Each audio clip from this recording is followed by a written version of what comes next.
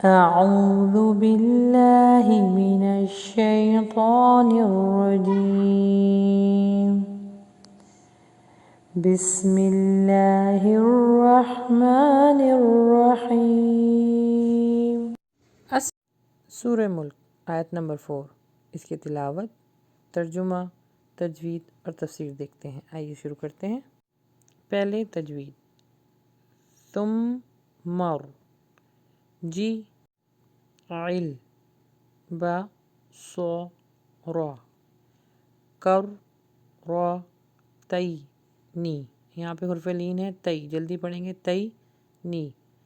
اب آگے اخفا آ رہا ہے یا، اور ہیوی اخفا ہے یا قا لب ای لئی، پھر حرف لین ہے لئی، کل با صو رو، خو الف مدہ ہے خو سی، اون و ہو و ح سیر۔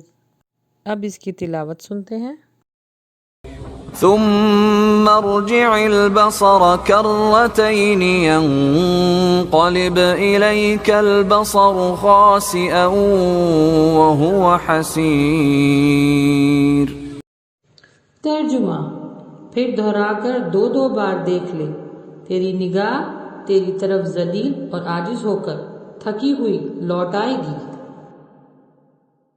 اب چلتے ہیں تفسیر کی طرف۔ اس سے پہلی والی جو آیت نمبر 3 تھی، اس میں اللہ سبحانہ تعالیٰ نے 7 آسمان کا ذکر کیا کہ کس طرح وہ تلا اوپر ہیں، اور اللہ سبحانہ تعالیٰ نے ان کو کتنا زیادہ ترتیب وار بنایا ہے، کتنی خوبصورتی کے ساتھ بنایا ہے، اور اس میں کوئی شغاف نہیں ہے، اس میں کوئی خلل نہیں ہے، اس میں کوئی نقص نہیں ہے، کیونکہ اللہ سبحانہ تعالیٰ خود بھی خوبصورت ہے اور خوبصورت چیزوں کو پسند کرتا ہے۔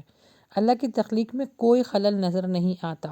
آپ آسمان کی طرف اپنی نظر کو اٹھا کے دیکھیں، اللہ تعالیٰ نے گھڑی گھڑی اس آیت میں اور خاص طور پہ سورت میں بتایا یہی ہے کہ اللہ سبحانہ تعالیٰ کی تخلیق میں جب تم دیکھو گے تو تمہیں کہیں شغاف نظر نہیں آئے گا۔ اب ہے آیت نمبر 4، اور یہ اتنی بہترین آیت ہے، آئی تھنک اس سے ہمیں بہت کچھ سیکھنے کو ملے گا اگر ہم سیکھنا چاہیں۔ تو آئیے شروع کرتے ہیں۔ آیت نمبر 4 میں اللہ سبحانہ تعالیٰ نے انسانوں کو مخاطب کرتے ہوئے فرمایا ہے کہ اے انسان، تو دوبارہ دیکھ، پھر دیکھ، نظر ڈال، تحقیق کر، اور تیری نگاہ ذلت اور عاجزی کے ساتھ تھک ہار کر واپس لوٹ جائے گی۔ یعنی انسان کی عقل اس طرف جا ہی نہیں سکتی جہاں پہ اللہ سبحانہ و تعالیٰ کی تخلیق شروع ہوتی ہے۔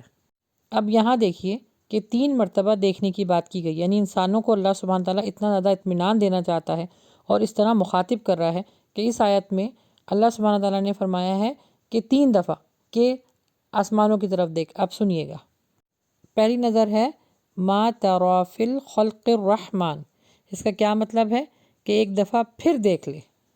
پھر دوسری دفعہ ہے فرجع البصر، یعنی دوبارہ دیکھ لے۔ پھر تیسری دفعہ کیا فرمایا آیت نمبر 4 میں، ثم ارجع البصر، پھر دوبارہ دیکھ لے، کوئی شگاف نہیں پائے گا۔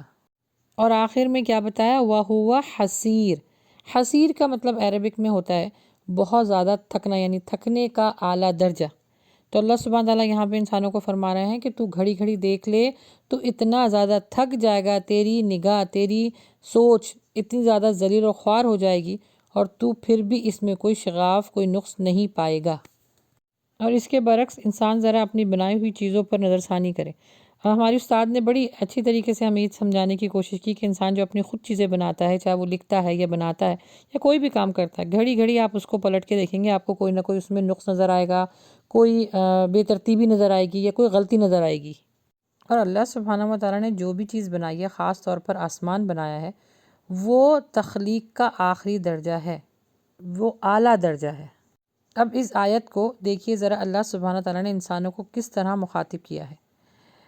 میں اس آیت کو جب میں اس کی تفسیر پڑھ رہی تھی نا، تو یقین جانے میرے منہ سے صرف سبحان اللہ کے علاوہ کچھ نہیں نکل رہا تھا، کیونکہ جب میں نے نمبر 3 اور نمبر 4 کا مطالعہ کیا، تفسیر اس کی پڑھی، یقین جانیے، اور میرے خیال سے آپ بھی پڑھیں گے تو آپ لوگ کے بھی رونگٹے کھڑے ہوں گے کہ اللہ سبحانہ تعالیٰ انسانوں کو قرآن پاک کے ذریعے کیسی پیاری پیاری مثالوں سے سمجھا رہا ہے۔ اچھا، جیسے میں نے پہلے آپ کو بتایا کہ اللہ سبحانہ تعالیٰ کی تخلیق کا اعلیٰ درجہ یہ ہے کہ اس نے آسماں بنائے، اور آسماں بھی ایک نہیں ہے، 7 ہیں، اور ان آسمانوں کے بیچ میں جو فاصلہ ہے وہ بھی 50,000 سال کا ہے، اور وہ ایک دوسرے سے کوئی چپکے ہوئے نہیں ہیں، وہ دور دور ہیں۔ جیسے میں نے بتایا اللہ کے نبی صلی اللہ علیہ وسلم جب معراج پہ گئے تھے تو ان کو دکھایا گیا کہ کتنا فاصلہ ہے آسمانوں کے بیچ میں۔ تو یہ اللہ سبحانہ تعالیٰ کا جو تخلیق کیا ہوا ایک بہت بڑا اعلیٰ درجہ ہے۔ اچھا، اب آسمان کی جو آپ جو ہے نا کوالٹی نوٹ کرتی جائیے گا، اور آگے پھر دیکھیے گا کہ اس آیت کو اللہ تعالیٰ نے کیسے ریلیٹ کیا انسانوں کے ساتھ۔ آسمان کیسا ہوتا ہے؟ آسمان بہت اونچا ہوتا ہے، آسمان کے اوپر کوئی ہاتھ نہیں لگا سکتا، آسمان بہت وسیع ہوتا ہے، بہت شفاف ہوتا ہے، کسی کا سہارا نہیں ہوتا، کوئی پلرس نہیں ہوتے، کوئی دیواریں نہیں ہوتی، پھر وہ سب کو خیر دیتا ہے، یعنی اس سے پانی برستا ہے۔ پھر جو پہلا آسمان ہے اس کو تو سب دیکھ سکتے ہیں، لیکن جو اس کے اوپر تلا اوپر جو 7 آسمان ہے اسے کوئی نہیں دیکھ سکتا، ٹھیک ہے۔ آسمانوں کے درمیان میں اللہ سبحانہ تعالیٰ نے بہت جو ہے فاصلہ رکھا ہے۔ جب نبی صلی اللہ علیہ وسلم، جیسے میں نے آپ کو بتایا، معراج پہ گئے تو ان کو دکھایا گیا کہ وہ کتنا فاصلہ ہے۔ پھر اللہ سبحانہ تعالیٰ نے اس میں ستارے جڑے، پھر سورج اور چاند کو اس کی زینت بنایا۔ پھر آپ دیکھیے آسمان ایک چھت کی طرح ہے ہمارے اوپر، اور وہ اللہ سبحانہ تعالیٰ نے اس سے ہمیں خیر ہی خیر دینا ہے۔ ہمیشہ وہ آسمان جو ہے وہ دیتا ہی ہے، لیتا کچھ نہیں ہے۔ اچھا، یہ تو آپ نے دیکھ لی ساری آسمان کی کوالٹیز جو اللہ سبحانہ تعالیٰ نے گنوائی۔ اب آپ آیت نمبر 2 پہ چلی جائیے، ایکم احسن عملا۔ اب کا کیا بتایا اللہ سبحانہ تعالیٰ نے؟ کہ ہم نے تمہارے لیے موت اور زندگی پیدا کی، پھر تمہیں آزمائیں گے تمہارے اچھے اور برے اعمالوں کے ساتھ، رائٹ؟ تو یہ اللہ سبحانہ تعالیٰ نے بتایا ہے کہ اب انسان کے لیے کیا ہے؟ احسن عمل۔ احسن عمل کیسا ہوتا ہے؟ آئیے میں آپ کو گنواتی ہوں۔ آیت نمبر 3 اور 4 میں اللہ سبحانہ تعالیٰ کی نے جو مثالیں دی ہیں وہ احسن عمل کرنے والوں کے لیے دی ہیں۔ یعنی آپ دیکھیں نا، اس آیت کے اندر اور اس کی پہلی والی آیتوں کے اندر جب آسمان کا ذکر کیا تو اس وقت پڑھتے وقت مجھے یہ خیال آیا کہ اللہ سبحانہ تعالیٰ نے اپنی تخلیق کے بارے میں بتایا، لیکن جب میں نے آیت نمبر 2 کا دوبارہ مطالعہ کیا کہ احسن عمل کیا ہوتا ہے، احسن عمل بالکل آسمانوں کی طرح ہوتا ہے۔ اب اس کی کوالٹی سنیے گا، جو انسان اچھا اخلاق والا ہوتا ہے، اچھے کردار والا ہوتا ہے، اللہ سے ڈرنے والا ہوتا ہے، اب اس کی کوالٹیز سنیے گا۔ آسمان سب سے بلند ہوتا ہے اور اس کی بلندی اس کا حسن ہے، اسی طرح جس کے کردار اچھے ہوتے ہیں وہ سب سے زیادہ اچھا اور بلند مانا جاتا ہے۔ پھر یہ کہ آسمانوں کو کسی کی ضرورت نہیں ہے، مطلب کوئی پلرس نہیں ہے اس کے بعد۔ اسی طرح جو انسان اخلاق کا اچھا ہوتا ہے، اللہ سے ڈرتا ہے، اس کو کسی کی ضرورت نہیں ہوتی سوائے اللہ کی۔ اللہ کے نبی صلی اللہ علیہ وسلم کا اخلاق کیسا تھا؟ بالکل ایسے تھے جیسے اللہ سبحانہ تعالیٰ نے آسمانوں کی کوالٹیز بتائی ہے۔ تو جو بلند اخلاق والا ہوتا ہے، اللہ سے ڈرنے والا ہوتا ہے، تقوی حاصل کرنے والا ہوتا ہے، وہ چھوٹی موٹی باتوں پر، اختلافات پر، مخالفت اگر کوئی اس کی کر رہا ہوتا ہے، ان سب سے بہت اونچا ہوتا ہے۔ اس کو یہ سب چیزیں بادر نہیں کرتی، پریشان نہیں کرتی۔ اس کی سوچ بہت بلند ہوتی ہے، اس کا اخلاق بہت اعلیٰ ہوتا ہے۔ بلند اعلیٰ اخلاق والوں کو کسی کی ضرورت نہیں ہوتی سوائے اللہ کے۔ اور خوبصورت بات یہ ہے، جیسے آسمان سب کو خیر دیتا ہے، ایسے جو بلند اخلاق والے ہوتے ہیں، اچھے کردار والے ہوتے ہیں، احسن عمل جو کرتے ہیں، اللہ سبحانہ تعالیٰ نے ان کو بھی لوگوں کے لیے خیر بنا کے رکھا ہوتا ہے۔ اس آیت کے اتنے پہلو ہیں، اگر میں بات کروں تو ویڈیو پہ ویڈیو بھی بنے تب بھی جو ہے میری بات مکمل نہ ہوگی۔ اب آپ خود بھی آسمانوں کا اور احسن عمل کرنے والوں کا کمپیئر کریں۔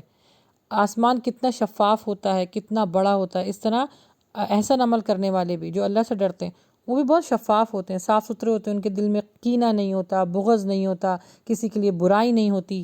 تو قربان جائیے ایسے رب کے اوپر جو اللہ سبحانہ و تعالیٰ اپنے بندوں کو، اپنے انسانوں کو، اپنی مثالوں کو حکمت کے ساتھ ایسی پیارے طریقے سے سمجھا رہا ہے قرآن پاک میں کہ کہاں آسمان، جیسے میں نے آپ کو بتایا کہ اللہ سبحانہ تعالیٰ کی بہترین تخلیق میں سے ایک اللہ تعالیٰ کی تخلیق ہے آسمان بنانا، اللہ تعالیٰ نے جو بنایا، اور اس کا اللہ سبحانہ تعالیٰ کمپیئر کر رہا ہے انسانوں کے ساتھ جو ایک حقیر ہے۔